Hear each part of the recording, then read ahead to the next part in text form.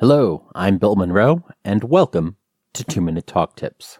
This week's tip, was that valuable? A few years ago, I was running a series of back-to-back training sessions among a bunch of other speakers. I had a lot of material to cover in a very tight time frame.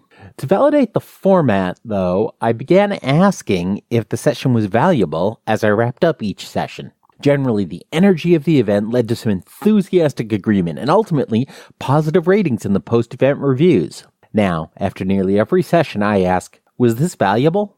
At the end of a session, as the clock ticks down, this can be a clear sign to your audience that you are wrapping up and just about done speaking. If folks are starting to pack up their stuff and move to their next thing, the noise in the room may start to pick up, so they might even end up missing some of the things you're talking about at this point. But by signaling you're just about done by asking, was this helpful? If they happen to miss something after that, it's not as critical. But here's what happens when I ask that question, especially if I've been interacting well with my audience. People always give an enthusiastic yes, as they still ride the energy of the session. Now they are leaving the session feeling positive about the session because they already said they liked it. Later on, when they think about it, they'll not only have that positive impression of the value they got, but since they already publicly said they found it valuable, they are more likely to continue to believe in that value. Given the way that people tend to forget details after 24, 48, or 72 hours post-session, asking if they found it valuable gives you one more opportunity to cement your content and their positive impression of your content and presentation in their mind. So try wrapping up your sessions by asking, was this valuable or was this helpful? Stick around, and after the break, we're going to talk about filtering offensive language out of your presentation.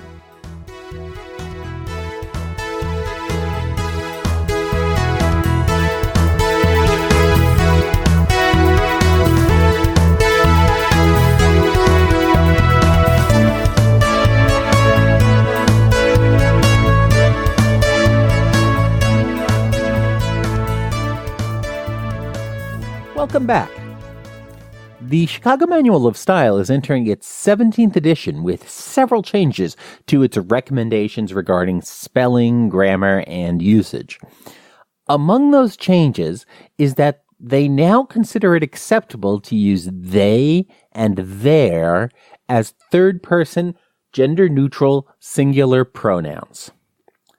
Their recommendation is that it is preferable for writers to avoid doing this by restructuring the sentence, but using they or their is still preferable to using his/her or using him or his to refer to both men and women.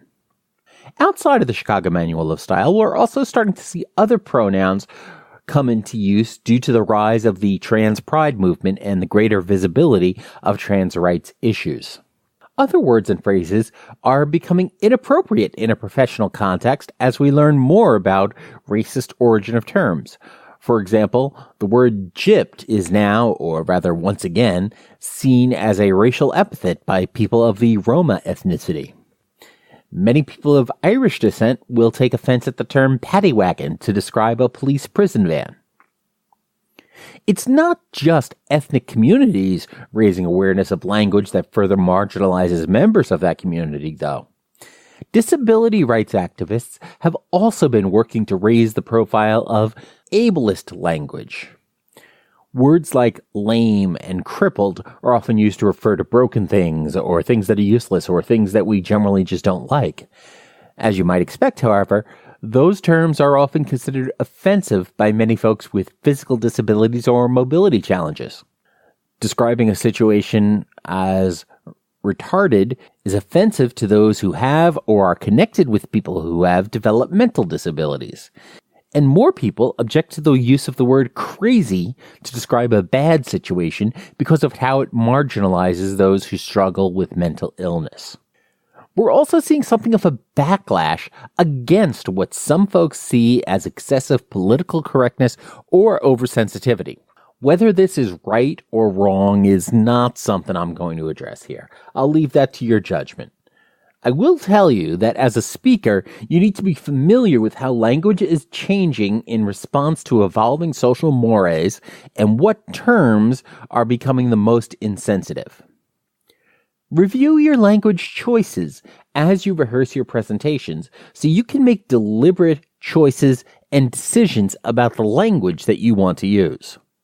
I'm not going to tell you that deliberately using offensive terms is morally right or wrong, because quite frankly, I'm unlikely to convince anyone of one of those positions either way. I will say, however, that using such language in a more general presentation in a professional context is likely to be ineffective and potentially distracting. And that's generally the bar for doing anything in a presentation. Is it effective? Does it help you persuade, inform, or inspire your audience to take the action you want them to take? Or does it make it less likely that they'll take your desired action?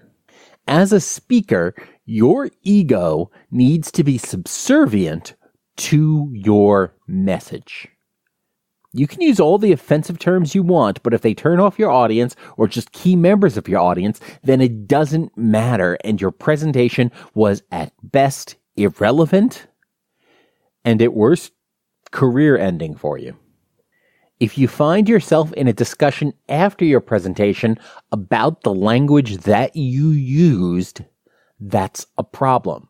Because then no one is talking about the content of your presentation or the goal of your message. You've now got this separate distraction that everybody is wasting time on because of unfortunate word choices that you made. Ultimately, you may need to choose between asserting your right to use whatever words you want and effectively conveying your message. And effectiveness ought to win every time. It doesn't matter if folks are too PC or too oversensitive. It doesn't. It doesn't matter if you weren't serious or if you were just joking or only kidding. It doesn't matter if you didn't mean to offend. Mark Horstman of the Manager Tools podcast often says, communication is what the listener does.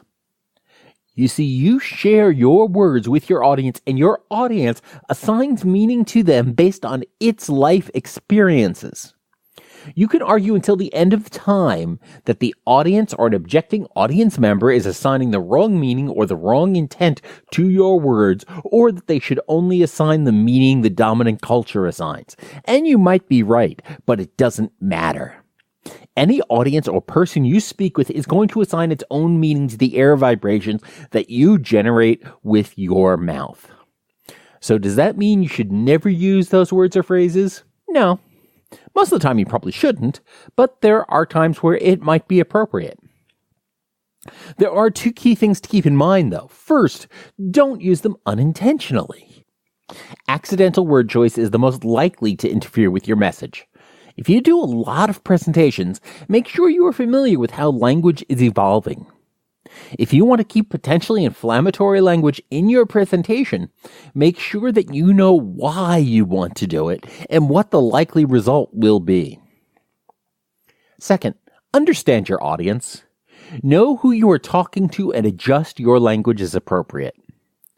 To effectively convey your message, it's helpful to know something about the audience's experiences, priorities, and hot-button issues.